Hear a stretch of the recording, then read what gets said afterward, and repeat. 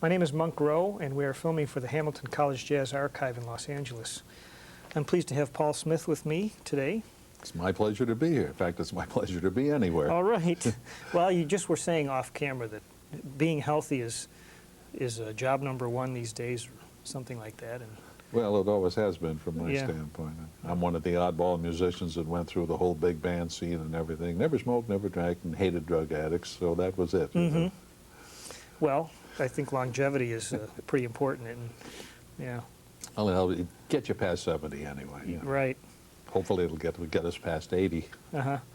You're at this point in your musical career, you're able to just pick and choose the things you want to do. Yeah, about 1972, I was working the studios for many years, and in 1972 I came home one day and I said to my wife, "Do you realize that I have worked almost every day this month and I haven't touched a piano because of the Moog, all the synthesizers, the ARP, and all the electronic instruments?" And I didn't enjoy playing electronic instruments particularly, so I said, well, I think we can afford now to not do that. We've done it for many, many years. So I decided I'd just play piano from 1972 on, and that would be it. Acoustic piano, Yes, as the key. modernists call it, but it's still the piano. Yeah. That's a very interesting way you put that. I mean, I've heard people talk about electronics in the studios and so forth, but to have not touched an acoustic piano for a month. Yeah, when you run in there and you've got everything in the so-called old days, back in the late 40s, 50s, 60s, all your doubles in the studios. I mean, once in a while you got to play Hammond organ and Celeste, and then I think the first electronic instrument was the Novacord. Yeah. And that was kind of a dull thing to play also. The only advantage to it was it had a stop on there where you could delay your sound. The sound would come out about an eighth note late, and you could play perfectly with a string section, because string sections follow the conductor, and they're about an eighth note behind the actual downbeat. You know, it's like da, they play on the upbeat, and it's hard to do. You know, if you're a timekeeper. So if you can play in time and push that key and the key sounds an eighth later, you're right with the string.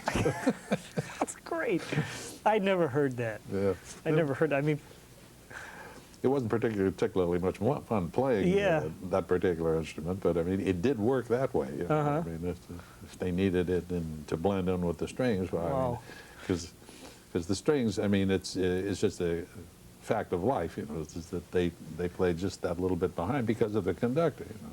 yeah, you don't get ta. Yeah. You kind of get a little. You can get that if you tell them ahead of time. I mean, the good string players, like the guys that do the studios and also the symphonies and all that, I mean, if you say, I wanted when my hand hits the belt buckle, you know, I want boom here rather than da on the upbeat, why, they'll come through for you, because, I mean, they're all good musicians. Did you have to become involved in the manipulation of the electronic instruments, learning to program and all that kind of stuff? No, that's the reason I got out of it. You know, I really didn't want to become an electrician, and I didn't want to become a sound effects man. Because I think one of the first times I played in one of the Moogs, I forget which one it was, the conductor said, "You've got 4 bars of wind." And I thought, wait a minute, you know, what is this? And, zoom, zoom. You're a sound effects man. And I still like to play music, you know, and I still love piano, so I thought, well, this is a good time to just kind of back out of that and just play piano and play with whom I like. I spent most of my life being an accompanist, probably since 1950 when I was out at NBC. We were on staff out there, and we had 8 shows a week with 8 different singers. Everybody had a musical show out there.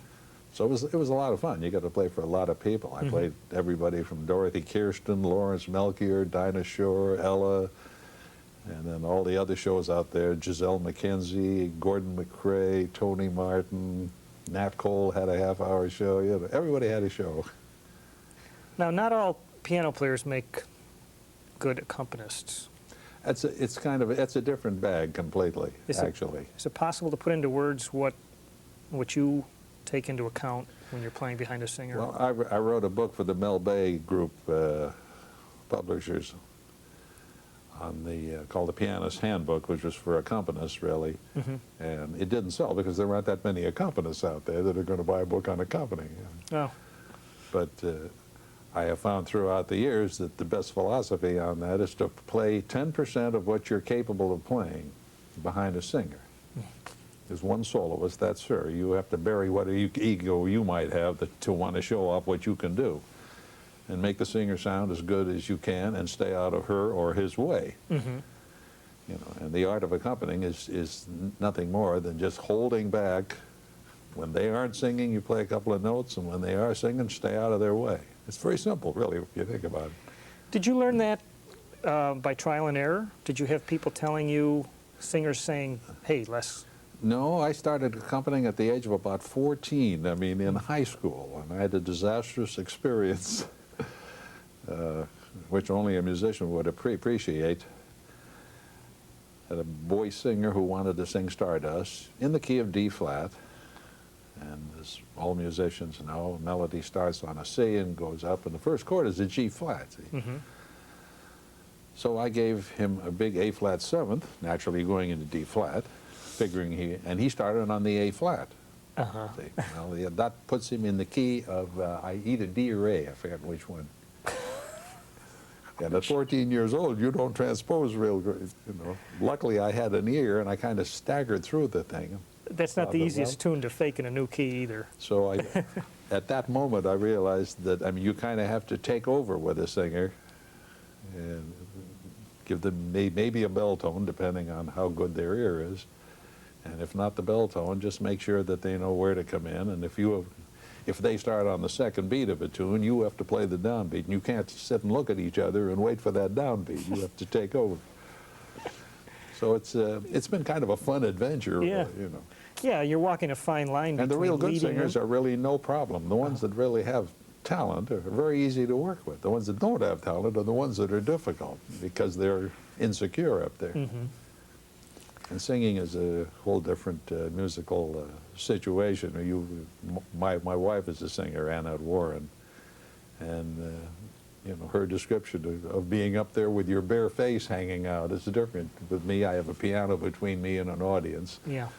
But when you're out there you are, and you're at the mercy of that guy sitting at the piano. He can butcher you if he plays too much, you know. If he tries to be a second soloist at the same time, well, you're in a lot of trouble. Wow. Well, you've certainly played behind some of the greats. When you were growing up in Southern California, what kind of music were you hearing over the airwaves? Mostly the Benny Goodman type of thing. When I was a teenager, I guess about 16, 17, 18, 19, in that area, that would be the late 30s, very early 40s. Glenn Miller, the old Glenn Gray Casa Loma band was great. My favorite band of all was Jimmy Lunsford, and Basie was around.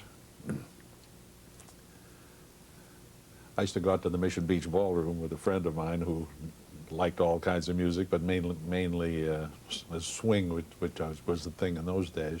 We'd stand under the bandstand for 4 hours, get a good spot under there at 9 o'clock. We wouldn't move until 1 o'clock when they quit, you know, and just listen. Yeah. And you could do that with the bands like Lunsford and Basie, and Glenn Gray had an exciting band. He had Sonny Dunham, who was one of the first high-note artists, you know. And the Lunsford band had Paul Webster, who was probably the original high-note artist, I guess, you know, with the double C's and all that. We used to get a big thrill out of that, you know. It was an unusual sound. Wow. Were you forced into playing the piano, or did it come to? No, it was kind of fun at the time. I don't really remember how I started. I mean, my folks tell me that I used to go over to they had a little Ricca, R-I-C-C-A piano. I've never seen one since. It was a good little upright, and my folks were in vaudeville. They were both very musical. My dad played trumpet and did comedy, and my mom was a singer, and a very good one. Judging from the press clippings they had in vaudeville, you know, they've got books of clippings, and they were all rave reviews, so I guess they were very good.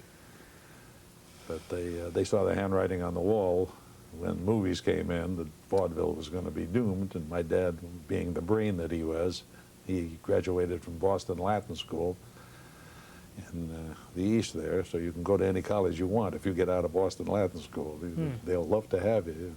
And he always wanted to be a newspaper man, write stories and all that. So he got a job on the San Diego Union as a cub reporter at about 15 bucks a week after having been in vaudeville, making quite a lot more. 15 bucks a week, huh? Finally became the Sunday editor of the paper. Oh. And bless their hearts, they chose San Diego to settle down in, to have children. And my mom had one giant child, and that's all she could handle. That was me. I was an only child. I was almost 10 pounds, and my mother was 5 feet tall. Oh, so he said, that's enough of that, She right? used to say, "Where did you come from?" You know. My dad was 6 feet, but but they tell me I went to the piano, and rather than do this on it, I would play with the fingers, not necessarily Your own brand of counterpoint. like Paderewski, but Right.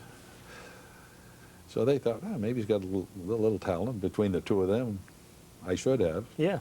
And they gave me lessons starting at 8. I took lessons from the time I was 8 till 16. At 16, I just kind of went on my own from there on. And the teacher I owe most of it to, I mean, was a guy named Royal Brown, who was the city organist in San Diego. And I used to take a lesson after he got through with his afternoon concerts. He used to play the well-tempered clavichord and all these kind of things, all the Bach stuff. He was a master of Bach on a 5-manual organ in Balboa Park on Wednesdays, Saturdays, and Sundays. And then once a week I would meet him in the back there, either there or at his house, depending on what day I took my lesson.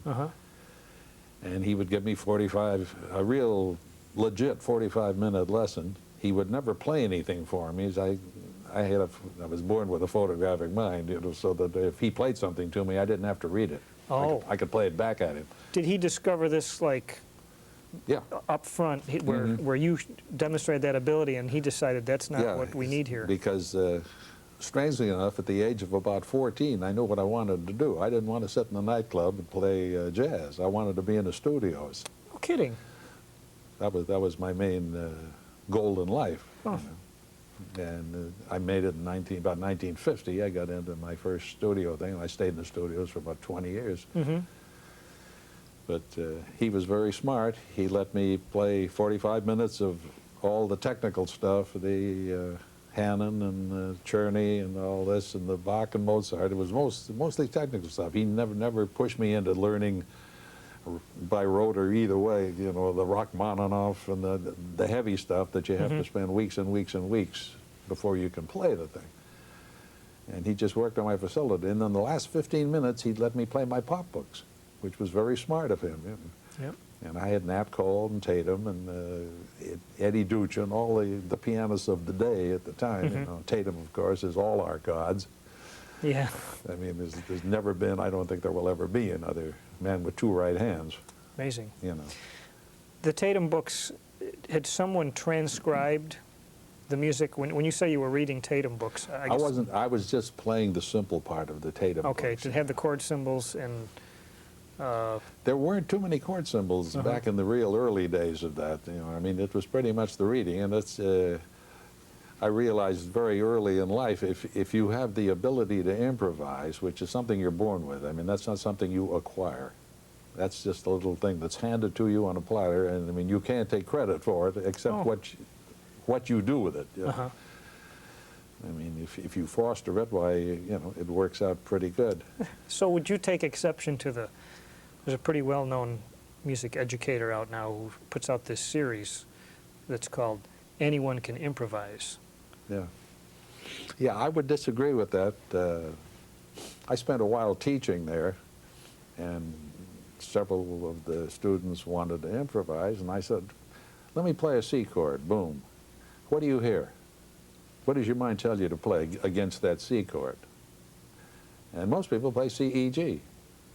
Those are the 3 notes in a C chord. Right. You know, and a couple of them played a little bit of something, but you know, the mind doesn't work that way. But if your mind works in an improvisational way and here's a whole lot of things, you can play a concerto on a C chord. You know. But it is something you're born with. You know, I mean, you can learn a lot of licks. You can listen to Oscar and the guys that are at the top of the jazz scene, and Oscar will play, you know, so I mean, you know, I can sound just like Oscar, but I mean, that's not improvising. Oh. Playing something he played, I mean, he might as well write it out for me and I'll play it. Uh-huh. You steal a few licks from everybody. And I mean, I have about 6 Tatum CDs that I have on all the time. And whenever I'm not doing anything else, where I just sit in my den, I listen to Tatum. You know, not that I want to imitate him, Mm-hmm. but I like you find chord changes he makes that you wouldn't think of. Mm-hmm. You know, and I mean, I've been in business a long time. I know an awful lot of chord changes, but he knows a lot more than I do. He's got the really hip substitutions, huh? The guys used to say, I heard Tatum, I want to cut my fingers off. I said, no, I hear him and I want to practice like heck. You know, There's the attitude. Yeah. that's the only way you go. I mean, there's always somebody that's going to play a hell of a lot more than you do. Mm-hmm. And like today, to me, the best jazz pianist going today is Oscar, bar none. I don't make any exceptions with that. That's for jazz. You know, for the best all-around pianist, I think, is Dick Hyman, who has all the bases covered. You know? Mm-hmm. And then you know, Peter Nero is excellent. Roger Williams, for what Roger does, I think is great. You know.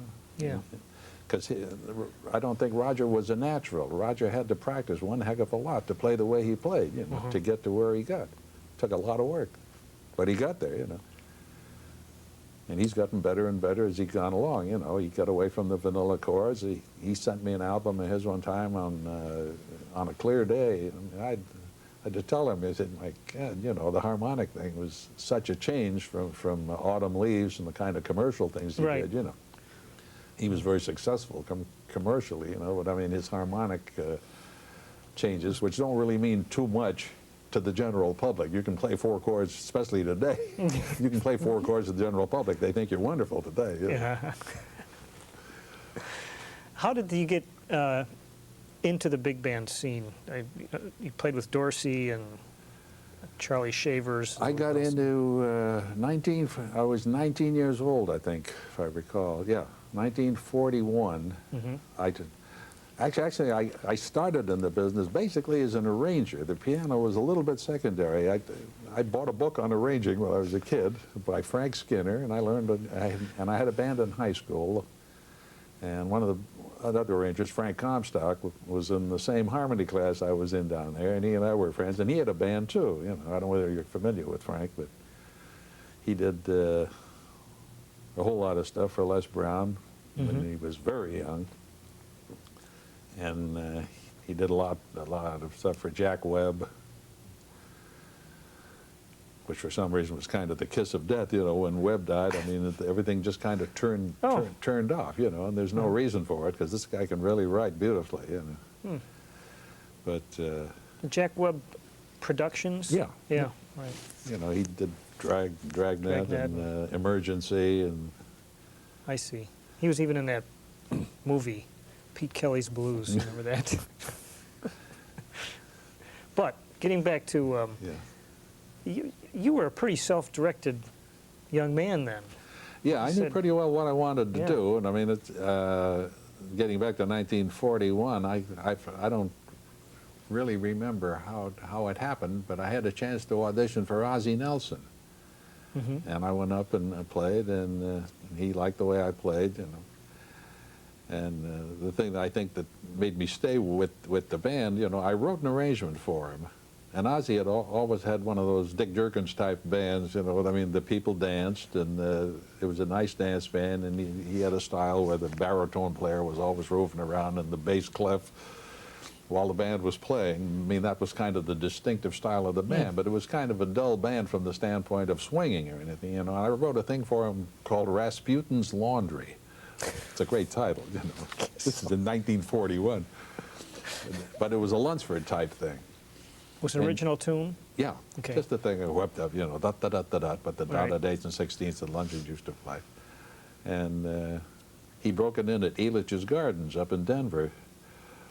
And for the first time in his history, the audience gathered around the bandstand, you know, and clapped at the end of the thing instead of just dancing around like they usually did. And his statement to me said, "I don't understand the music," but he said, "Write some more like that." Wow, that's great. It almost sounds like a little movie scene, you know. Where And all of a sudden- ironically, I did Ricky's first record date with Ozzy in the booth, you know. And when Ricky did his first tune, Ozzy turned to me and he said, "Now you know how I felt about your writing." Because he didn't know what Ricky was doing, you know, Yeah. with the rock scene. I mean, Ozzy was totally out of that, you know. And he Gee. said that was the same feeling he had when that Rasputin's Laundry came in his band. You He know. was a bit mystified, but he knew if it was working, though, I guess. Yeah. Yeah. I ended up writing an entire library for him. He went into the Biltmore Bowl, which was kind of the place at that time in town here, but a very commercial thing. And the first instruction was, don't write the lead trumpet above an F below high C. Oh. And everything was in buckets pretty much, so it was quiet. They didn't want loud music, but they wanted it to swing a little. You know. So I had to. Well, that's a challenge to Yeah. write stuff swinging when it's soft. Sure, yeah. and not be spraying your trumpets up in Really? high C's and high D's and all that, you know. Yeah. But that was my first big band, and then I got drafted. And at the time, there's a little story with this if you're interested. Ozzy and Harriet had their own show, and I was stationed in Long Beach, so conceivably I could make I could get up to it. I was in the Army there. I was in an Army band.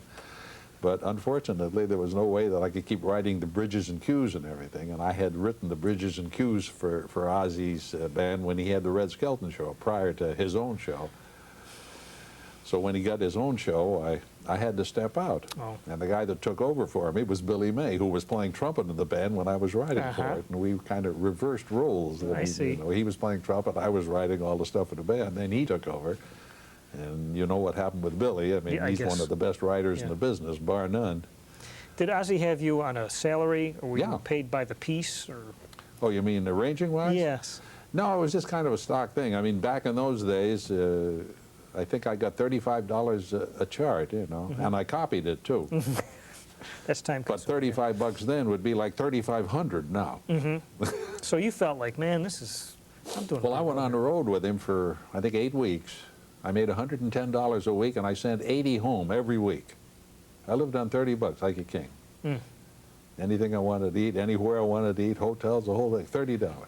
This is 1942. And then I got drafted, and I mean, luckily I got into an Army band. And, we had Ziggy Elman, Charlie Teagarden, and a bunch of the studio guys. The lead alto, Blake Reynolds from Paramount, lead alto from Fox, Russ Cheever. A couple of the guys, Red Ballard and Bruce Squires, who were the two trombones in Benny's band. So we had one heck of a band down Gee. there, you know. We had a radio show every week, and I got to write for it and also play, you know. So I spent 2 years like that, and then because I was healthy, after they disbanded the band in 1944, I mean, 2 of us went into infantry. I ended up being a military cop Oh, over in Germany. okay. I was going to ask if you got overseas. It Yeah. seems like most of the musicians that I've talked to made out pretty well during their military service, that they were able to keep their music up in some Yeah, regard. well, I kept it up the first 2 years. The last year, I really didn't play a lot. I was a guard at a prison camp over in Heilbronn, Germany for a while, and the division band came by, and I went up and asked the leader if I could sit in. And looked pretty funny, you know, a fairly good-sized slob of an MP, you know, saying, "Hey, can I sit in with your band?" You know, what choice did they have? I said, "Well, okay, you know." And the fingers were still working, luckily. So he put a requisition in and got me out of the military, police, and back into a place called Seckenheim, which was called Special Service City.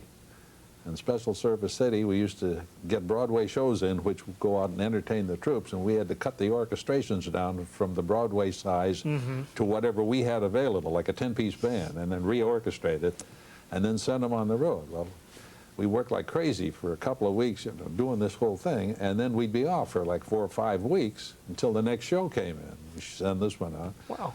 And another guy and I had a 2-piano thing down in not Heilbronn, Heidelberg, which was an open city. They hadn't bombed that, so I mean, Oh. the GIs took took over the officers' club. And we had two beautiful big German pianos down there, and we'd go down and play two pianos at the officers' club, you know, and get paid a small amount for it, but it was fun to do. You know. Was there much mixing with the German population? Not an awful lot. We dated, you know, dated a few German gals at the time, you know, but there was a guy named Joe Barry in the outfit with us in Seckenheim. And Barry is the grandfather's name of Tony Bennett. I mean, that was Tony. He was in the Army under the name of, you know, I said, why did you go in the Army under the name of Joe Barry? Well, at the time, you know, there was a little bit of racial thing with the Italians back in those days, you know, and then to go into the Army as Anthony Di Benedetto, you know, he figured it would be easy, just Joe Barry, you know, so he went under the name of Joe Barry all the time he was in the Army. You know, and he was singing good even then. This is clear back in 45. You know. Did you notice, was there resentment from the German population towards Americans, or didn't you have to deal with that? We didn't deal too much with the population. I mean, other than Patton set up this prison camp in Heilbronn. We had 500,000 prisoners in there. I mean, from you know, not all Germans, some Hungarians and what have you, you know. And periodically we had to go in there and find the SS men that were amongst them that had been captured. Because, I mean, nobody would talk, nobody would say anything if there was an SS man around, you know. So they picked some of the bigger guys, the 3 or 4 of us would go in there unarmed and find the SS men, you know, and get them out, you know, and then everybody would be much happier inside there. You know. Oh, yeah. And this was like a temporary holding place for these soldiers until eventually they had to be... At the end of the war, they were down to, I mean, we had from 8 years old to high 80s. They were using the bottom of their manpower barrel, you know. Wow. For a while they were strapping kids in trees, you know, and I mean, having the kid, and it was fun for the kids until, you know, they'd get to shoot out of the trees there, and the GI let a few shots go, and a kid would fall out of the tree, and that wasn't too, didn't make them feel too good, you know. Yeah. But that's unfortunately, that's part of war. As my dad used to say, as long as there's 2 human beings on the earth, we're going to have war, you know. It's the nature of the beast, unfortunately, you know. Animals don't have wars. Right. Only people. Well, you came back, got out of service in 45. 46, I got 46. out, actually, yeah. In 1946, I had noticed this note, and I wrote, the following band leaders called it quits: Woody Herman, Benny Goodman, Harry James, Les Brown, Benny Carter, Jack Teagarden, and so forth and so on. Was this something you guys noticed? No, I don't think they didn't call it quits from, I think the big band era started to go in actually about 48. When I got out of the Army, I mean, I had a chance to audition for Les Paul, who at the time had a jazz trio. And I went up, and luckily, thanks to my teacher and the technique he taught me, you know, I could keep up with Les. And, you know, and Les was his idea of a ballad was about here, you know. So I played with the group. We started at a place called the Rounders Club, which was literally at the corner of Sunset and Vine at the time. And then we went out on the road as the opening act for the Andrews Sisters, and I kind of graduated suddenly. I became the Andrews Sisters accompanist, you know, which was like being with the Beatles, you know, because the adoration and fan support was unbelievable. And when I came back, the Andrews Sisters had acquired a 5-day-a-week radio show. I think it was Club 15 or something, I think was the name of it. And I wasn't real sure at the time whether my reading ability would be like the first studio work, working on a radio show and all that. That's what I wanted to do eventually. And we had about a 3-week break there before we started the show, and I went back to San Diego, and I got a call from a guy who had been the trombonist way early with Ozzie Nelson, he was playing trombone for Tommy Dorsey's band, and he was kind of road managing. And he called me up and he said, we're coming into town next Friday. And he said, would you like to play one night with the band there? He said, Tommy just fired his pianist from Ocean Park up here, and he doesn't have a pianist. And he said, I told him about you. He said, oh, you know, get the kid and we'll give him a shot, you know. Yeah. So I said, gee, that'd be fun, you know. So when the band came down to San Diego, I went down sight unseen, hadn't seen the book or anything, you know. And the first thing the old man did was to try to burn me out. I mean, in other words, he did this kind of a test with all of the guys that played solo in the band, you know, like DeFranco and Charlie Shavers and Ziggy and all. So he picked up a tune. The very first tune was a blues thing that Charlie Shavers had written, and it was at a fairly up-tempo from his standpoint. It was like a ballad to me, having played with Les, you know. And he would do this at you, 5 choruses, you know. Okay, you play 5 choruses, 10 more, play 10 more. And he'd have you play 30, 40 choruses, you know.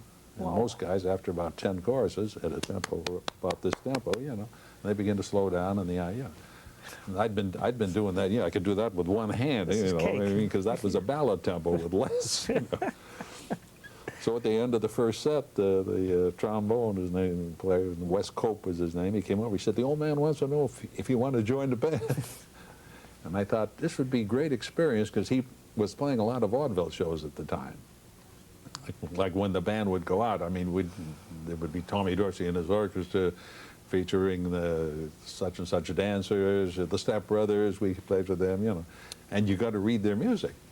So I thought, In addition to playing with Dorsey, yeah, you got to play the other yeah, people's music yeah, you too. play the whole show. It's Okay. it's an hour show, mainly featuring the band, but the band would play an opener and maybe one tune that was familiar to them. I Well, see. you know, Well Get It or something, and then you go into your acts.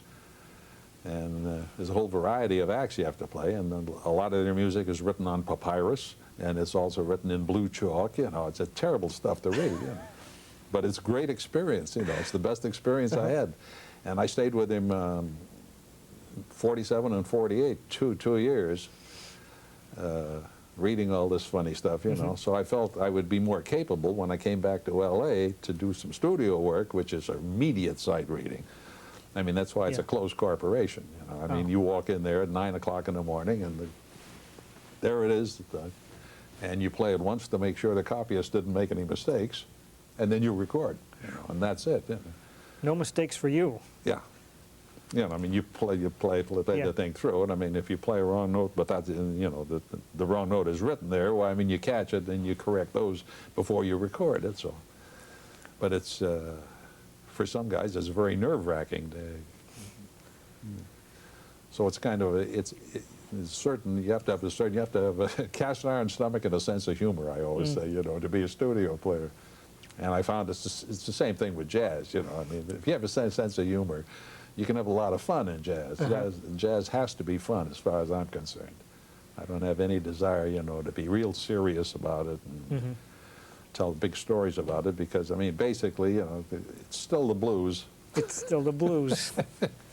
Be curious you say that because we've, in the past years, it's been being elevated to a real art form, you know, in the universities and with Yeah. Jazz at Lincoln Center and all that. Well, it's like, you know, jazz basically, I mean, if you really get down to the nitty-gritty of the thing, is nothing more than creating a new melody out of your head on a basic set of chords, either from another tune or chords that you write yourself. But that's it.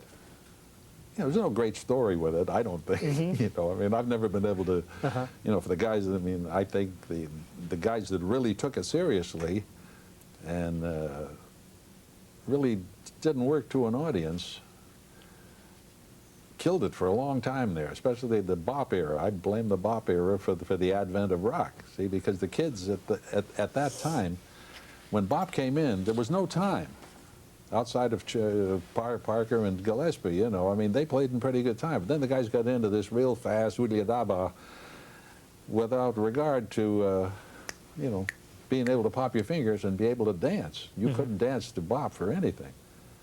And the kids were left with actually nothing. So they picked up their guitars, which is the easiest thing to learn and keep time with, boom chuck, boom chuck. That's where rock came in. Came in the bop era, you know. And the only thing that could have prevented that, I mean, you know, would have been Jobim with the bossa nova, but the bossa nova was too hard. Takes time to, you know, to learn those chord changes and to be able to play that real subtle type of thing. You know, a guitar, you can go spang-a-lang and it's no problem. You learn C, G, and F and you got it, you know. We used to have a lot of garage bands, you know, I mean, the kids, you know, and if the bass player couldn't make it, why the guitar player and the drummer would flip a coin, and one of them would be the bass player that night, you know. That's the way it started. You know. Right. Granted, it's gotten better, but I mean, it's my personal feeling is we could have done without it. You know. Yeah, but the youth wanted their own music, and since it wasn't being offered to them, and bop was not the answer. You know, and the big bands. See, the big bands are starting to come back a little bit, not from the standpoint of being popular and being able to travel. I mean, today it's impossible to really move a band. Yeah, way too 16 guys. I mean, with an airfare from here to Podunk, or you know, I mean, it's not going to work. But the kids are kind of discovering, you know, the fun of dancing together instead of at opposite ends of the hall. You know? Great statement. When you got back into the studios, had the music changed much from when you were working with Ozzy and? Well, Ozzy was in the 40s. In the 50s, the 50s actually were the best time, as far as I'm concerned. I never came home complaining about the music on the date. Oh. You know, I got to work with Johnny Green and Max Steiner and Alfred Newman, Lionel Newman. You know. And the guys, you know, you'd go in and there'd be a big, beautiful string section and everything, and you're part of it. It was just lovely to. It was lovely to do, you know. It wasn't until about the early 60s that it started to deteriorate and get into the eighth triplet syndrome, you know, and the oohs and ahs, you know, with the groups. But when the eighth triplets came in, I could see the handwriting on the wall, because I did one date where the piano was facing the conductor, and he had this whole thing was eighth triplets, you know, in the band. Yeah. And just as a gag, you know, I took off my loafer and put it on my hand, so I'm playing with a shoe, and he can't see, and I'm going ching ching ching ching ching ching ching ching ching ching ching ching with a shoe on my hand. Played the entire date that way, and when I first did it, I looked at him kind of like that, and he said, "Great, that's the sound he wants, you know, ching ching ching ching ching ching ching," and I'm playing with a shoe. So I had a faint idea of what was coming up. You know, I mean, he never knew, and I certainly never told him. But I could have sent one of my kids in, you know, with a shoe and say, "Play da da da da da da da da da," and stop when he does this, and that's it. You know. So I could see what music was coming to at that time. I have to ask the obvious question to me is what key was that piece in if you were playing with your shoe on? It doesn't make any difference. It's just the sound. Ching, ching, ching. They could, you know. I didn't make any chord changes. You know. I mean, the shoe covered part of the. It was mostly on the black keys, you know, but the lower part was on the white. So it was getting white and black both, you know. But all he could hear was ching, ching, ching, ching, ching, ching, ching, ching, ching, ching, ching, ching, and that's the sound he wanted, you know. Didn't make any difference what notes they were. It wasn't like I was playing a G chord or a D chord or anything like that. Yeah. Just ching, ching, ching. That's it. That 6/8 feel was kind of a. Was it because it was a good dance feel? Is that why that became a thing? I don't really know. I just, you know, I mean, I went up to him after the date and told him not to call me on those kind of dates anymore. Because I had to go right from there over and play something, you know. And I mean, I've been playing with a shoe in my hand, or you know, cha cha cha cha cha cha cha cha cha cha, and then go over and have to play something at NBC for some singer, and you know, you come in like this. So I said, "Don't call me on a triplet, Dave. You got a musical date, I'll be happy to do it." You know, I mean, I did that, because, I mean, it cost me a lot of money, but, you know, I'd rather come home happy than irritated. Yeah. You know. Gosh, that's very interesting. I'm looking at some of the recordings. You had a recording in '53. Was it Fine, Sweet, and Tasty? Was this under your name? Or was Yeah, that that's with- one I just barely remember. Yeah. It has come up constantly. You know, I mean, the first one that really was a semi-commercial success was Liquid Sounds, which I did for Capitol, which was a little Bach group actually. It was six-man rhythm section, guitar, piano, bass, drums, and a flute and clarinet. And I wrote the thing with the sometimes in four-part harmony with electric guitar, piano, flute, and clarinet. Come on kind of like a sax section, and other times we have the contrapuntal stuff going on between the clarinet and guitar and flute and piano, or whatever combination, you know, worked. That seemed to, that contrapuntal type of writing seemed to ring a bell with, in the industry for a while. Yeah, well, that hadn't been done at that time. I mean, it was kind of a novel group. I mean, it wasn't a group I would take on the road because I deliberately wanted to be around my family. Ah, That's one of the reasons that I always wanted to be in the studio, you know, so I could go home at night. I don't want to be out in yeah. the middle of Iowa someplace, you know, in a club, and then have to go back to the hotel. And I mean, at that time, they allowed smoking in clubs, so that really drove me up the wall. Did you have children at this time? Yeah, we have three. One we lost in 1988 in an accident. But, we have three, 2 boys and a girl, and 5 grandchildren.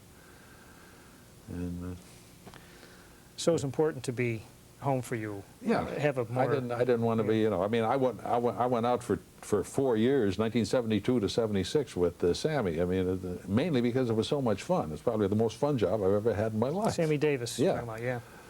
I mean, he and I had a thing going there that was just, you know, we couldn't wait to get on the stand at night, you know. Cool. Because it kept growing. It started off, I mean, and the guitar had a lot of things with him when I first joined the thing, and gradually the guitar was put aside and the piano came in, and then pretty soon about half of the show was just him and piano. And it was a challenge all the time. People would shout a request to him, a tune he didn't know and I didn't know, and we tried to do it, you know. Oh, and that's it was so great. much fun. Yeah. He had a great statement about which could apply to jazz or anything else, but he said, "We ain't doing Hamlet up here. Have fun," you know.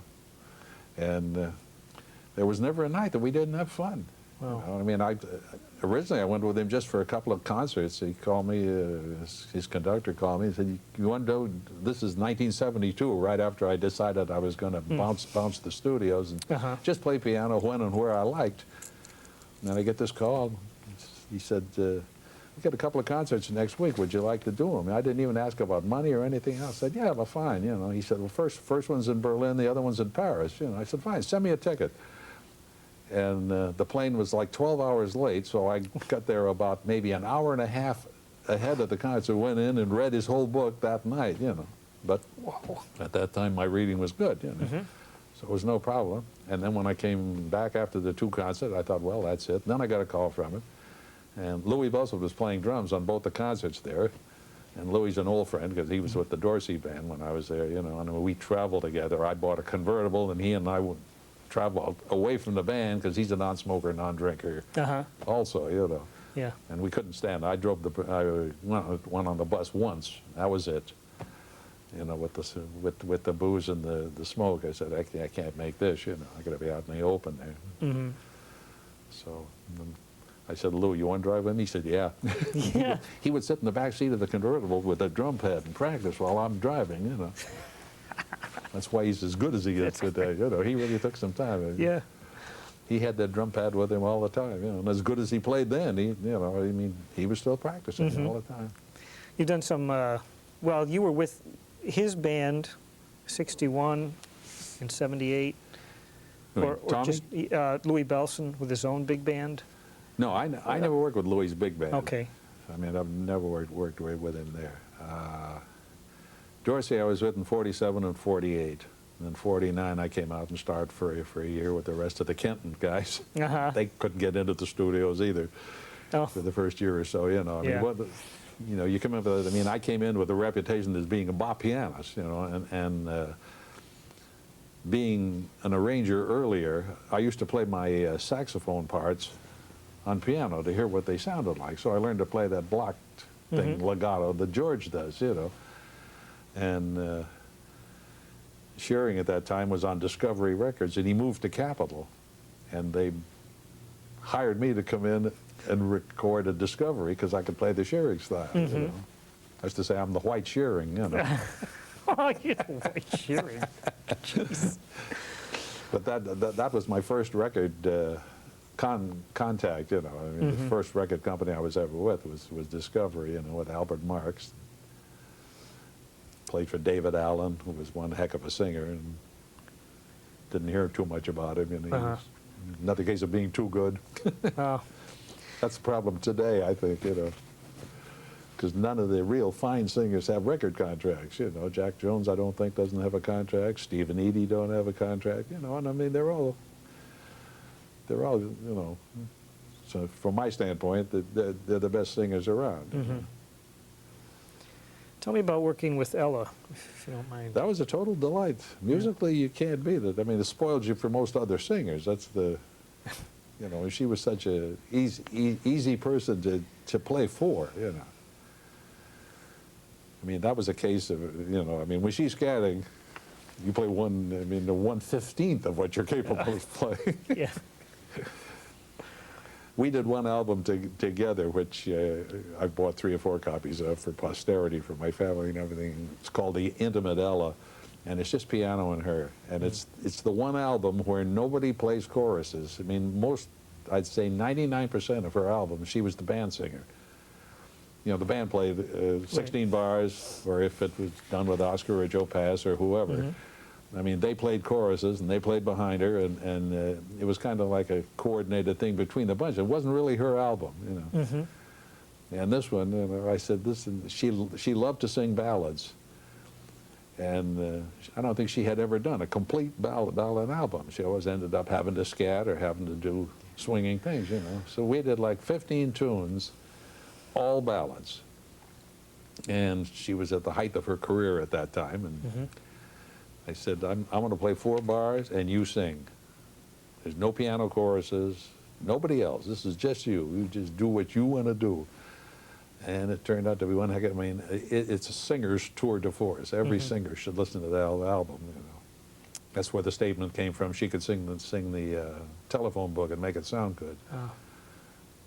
Because she did all the tunes that people have trouble with and make it, you know, like Melancholy Baby, you know, Who's Sorry Now, and then along that, Black Coffee, One for the Road, you know.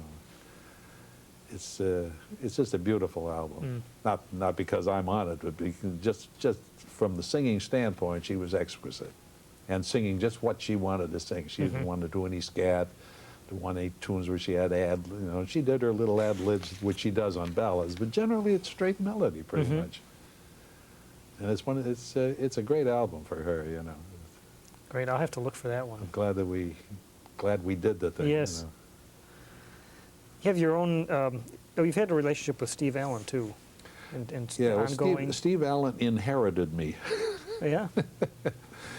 We had a show at NBC back in, I guess, 1965, I guess it was, with Pat Boone, who I had also worked with. And Pat had a 5-day-a-week show at NBC, and he was signed up for 13 weeks, and I came in with the band. Well, you don't think of Pat Boone as having a band that has Frank Capp, Barney Kessel, and Ray Brown, and me for a rhythm section, plus some very good players, you know. And it was only about, I guess, a 10-piece band, you know. But at the end of the 13 weeks, they decided to let Pat go, and they put Steve in to replace him. And when Steve heard the band, he kept us on, you know, because, I mean, he's strictly music, you know. Yeah. So that was I say, well, you inherited me, that's all. And we've had a very pleasant relationship. And I mean, the last 3 or 4 years I've been working with him probably more than ever. I conducted three different shows that he had out here, one for Filmways and one over at KTLA. And it was just plain fun. I mean, he's a great guy to work with, you know. I mean, the sense of humor and the intellect is tremendous. Yeah. And his piano playing has gotten a heck of a lot better, you know, than it was initially. I mean, he's fun to play with. Yeah. Uh-huh. You guys do two pianos? On the road, yeah, we usually have two pianos, and I mean, he does the first part of the show, I mean, with cards sent in by the audience asking them questions, you know, and I mean, some of them are pretty inane. That's the way you find out about audiences. Okay, here's what I'm dealing with But he does about a half hour just with the audience alone there, you know, and then he says, I feel like playing the piano, and then he moves over. I've been playing all these funny stuff behind him because a lot of the names, if we get a four-syllable name like Harry Sosnick, you know, I'll go dee da da da, and he'll sing, you know, Barney Google with the Harry Sosnick with the googly eyes, you know, just little things I throw at him, you know, for laughs, and I play funny music behind him. And then he'll sit down at the piano, and I move over to the other piano. And generally we play two or three nice ballads, you know, the Harold Arlen type things. Yeah. And then a blues thing and a boogie-woogie thing, and that's the end of that. And then I moved back over to the other piano, and he said to the audience, now, if you were a comedian, he said, would you bring another comedian on now? He said, if you were a pianist, would you bring another pianist on now? Yes, you would. And then he gives me this huge build-up, you know, and I play one tune, usually Green Dolphin Street, you know, with just whatever rhythm section we have. We pick them up generally. When we go out, we just get bass and drums. And I do my shot, and then he sings 3, 4 of his hit songs, and we're off, you know. Great. It seems like you've had some very fortunate working situations throughout your career that really gave you what you needed for the rest of your career. Yeah. You know? Well, I said, you know, I've been lucky. I've been able to play with all the people that I used to look up to when I was a teenager. Like, I thought Basie was the greatest thing in life. And when I was in the Army, one of the bass players in the Army, Walt Yoder, had worked with Woody's band, and he knew all the guys in the Basie band, and he took me and the guitar player, my best friend Tony Rizzi, out to the ballroom to see Basie, and he arranged for us to sit in. Well, I mean, you know, I'm like 20 years old, and Basie's one of my idols, you know. And the only way you can play with Basie's band is to play like Basie. I don't care what other style you play. So I just did my Basie bed, you know. When I played an intro, you know, ching, gong, gong, gong, gong, ching, and the tenths and all that routine. And Basie, being a very nice guy, I mean, I got to know him very well because we did a lot of work with him with Ella. You know, Basie and Ella were together a lot. Right. And I told him about it. You know, I said, when I was a kid, and I sat in with your band, you came up to me after the set that I played, and you said, hey, kid, you trying to take my job?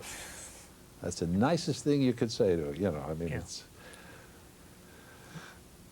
I had another experience with a trumpet player who had his own band when I was a kid, and I went up on the stage, and I said, Mr. So-and-so, how do you pick the guys in your band? He said, get away, don't bother me. You know. Well, this guy ended up sitting in a band in Florida, playing trumpet in the band there, and I was conducting for Sammy. I never told him, naturally, you know. Right. But it's just the difference, you know. I mean, that kind of an attitude, I really don't appreciate, you know, because, you know, by your students you'll be taught, and someday you may work for your students, you know. And anybody you can help along in the business to avoid any of the pitfalls you might have run into, you should do it. You know, you owe that to this business. You know. Don't get into racial scenes. I mean, I used to be Charlie Shaver's bodyguard when we did a tour of the South, you know. I mean, I would go to the men's room with him. This was with Dorsey, you know. This is like late 46, 47, 48 back in there, you know. I mean, it was still hairy down in that area, you know. But, you know, there's really no room for that in our business. There's no room for it anywhere, really, but I mean, you can't, you know, you're always going to have that problem. I mean, it's just there. But especially in our business, I mean, this is a talent business, and who you are and how you play, and, you know, that's it. there's no room for the, you know, competing racial type things, you know. There's a couple of going on now, you know, very subtly, that you know, white men can't swing and all that. But then we don't need that, you know. I mean, it's the color line that doesn't exist as far as I'm concerned, you know. I mean, anywhere, but especially in our business, you know. Well said. What are your listening tastes? Well, you said you turn on Art Tatum Yeah, I listen all the time at home. I listen to Tatum. I listen to Oscar. I listen to Dick Hyman. Those are my three favorite pianists as a pianist. Because they have, you know, I've got most of Peter Nero's early stuff. I mean, he did what I always wanted to do, and we couldn't convince the people at CBS. I used to do all the Paul Weston dates, and Paul wrote these beautiful string things. You know, he was one of the better writers, I mean, of that type of music. And we always wanted to do a piano thing with the string section and all that routine. And we couldn't sell it to CBS. And then RCA came out with New Piano in Town, Peter Nero, and he did exactly what I would have loved to do, you know. There you go. Played beautifully, and the arrangements were great. And Peter's one of the few guys that I still, if he's playing around someplace, I go see him, you know, because he's a good all-around player. You know, you don't go in and get, you know, an hour and a half, 2 hours of exactly the same thing, chorus after chorus. You know, I mean, I've always tried to do the same thing. I mean, I've never thought of myself as a jazz pianist, even though, I mean, I play jazz. But when we do concerts, you know, I mean, it's part of it is 50% jazz. The rest of it is pretty melodies, bossa novas, flag wavers, you know, with wow, what's he doing up there, you know, amaze the public routines. But it's fun. And the main thing is to have fun on the stage. I mean, that's why, I mean, I've never been able to, I've never really worked jazz clubs per se. Because the people that come to jazz clubs are too serious about it. Yeah. You know, I mean, the attitude is, it's got to be a certain way, you know. And there's a lot of guys that don't play very well that play jazz clubs and kind of fool the people that way. Music from fellas like John Coltrane, that seemingly very serious and filled with, let's say, messages. Did it ever appeal to you? No. Yeah. No, I like melodic, good sounds. I like a guy that gets a good sound on his instrument, like on alto sax. I mean, it was hard to beat Paul Desmond, you know, with Brubeck saying. He got a lovely sound on the instrument. You could listen to him, didn't get that raucous sound. I mean, a lot of guys get a very raucous sound on their instrument, you know, which is exciting if you're playing raucous jazz, you know. Yeah. But the guys that I've always liked have gotten good sound, like Lester Young always had a pretty sound on the instrument. Stan Getz always got a pretty sound. He didn't honk, you know. Yeah. You know, you can fool a lot of people, you know, by making a lot of weird sounds on your instrument, but that doesn't mean you're playing it well. Yeah. Let me just, I wanted to just follow up on something you said. Some water? Oh, thank you. Yep. Now about this time, if this was Steve going to take this drink, I'd go right in. Da-dee-doo-dee-da, da-dee-da-da-da-da, you know. Oh, yes. And Steve say, no, it's not booze. It's just orange juice. Yeah. Some vaudeville things will never die, huh? That's half the fun. Yeah.